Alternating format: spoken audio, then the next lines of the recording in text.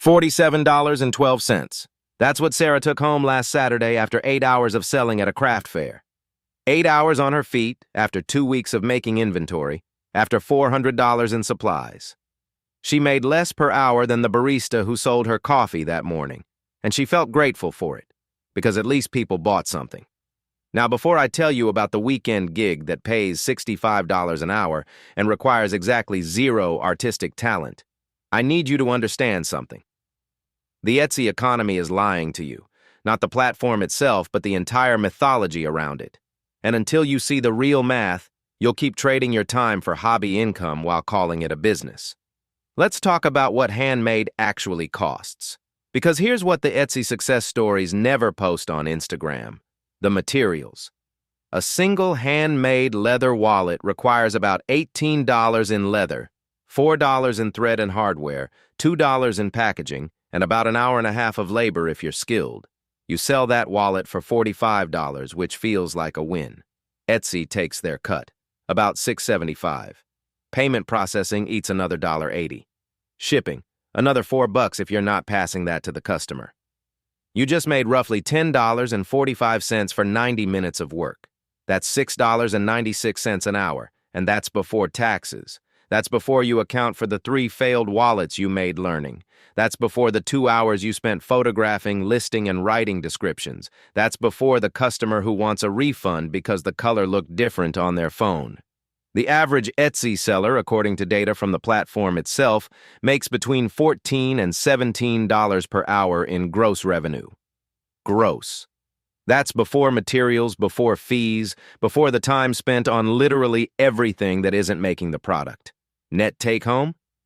Most sellers are landing somewhere between $7 and $10 an hour when they're honest with themselves.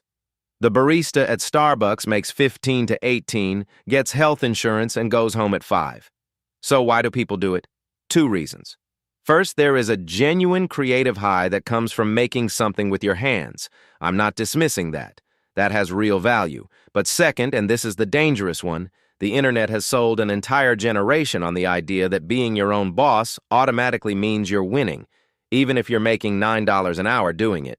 Millennials especially got hit with this. We watched our parents get laid off from stable jobs, we entered the workforce during a recession, and then we were handed the creator economy as the solution. Turn your passion into a paycheck. Do what you love and you'll never work a day in your life. Except nobody mentioned that never working a day also means never making a living wage. Now let me introduce you to Marcus. Marcus spent 2 years running an Etsy shop selling custom cutting boards, made about $300 a month, worked maybe 15 hours a week on it. Took home, after everything, roughly $5 an hour. Then his neighbor asked if he could borrow his pressure washer to clean his patio. Marcus helped him out, the neighbor told 2 friends, and by the end of that weekend, Marcus had made $260 in about 4 hours of actual work. He doesn't have an Etsy shop anymore.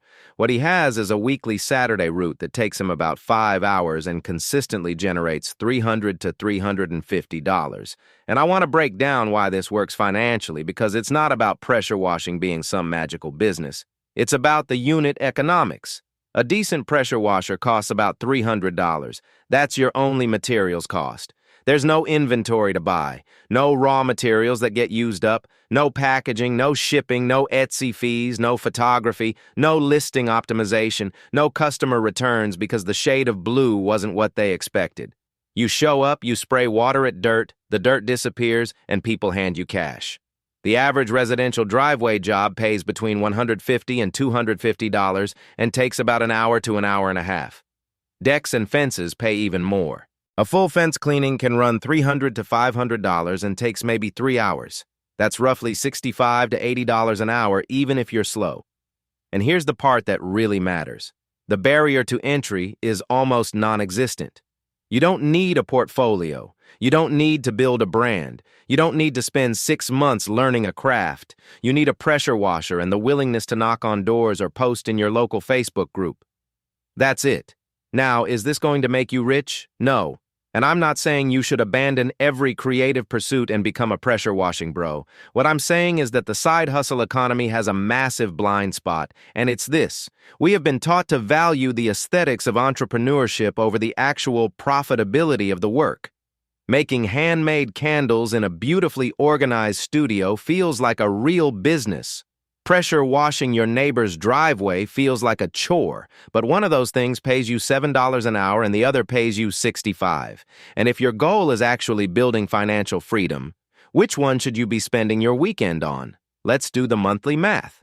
15 hours a week on your Etsy shop at an effective rate of $8 an hour gets you about $480 a month.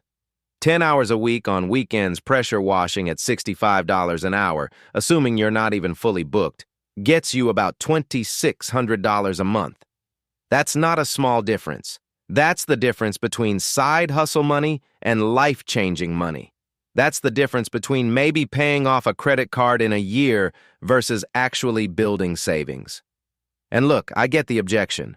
Pressure washing isn't sexy. It's not creative. You can't post an aesthetically curated Instagram grid about it.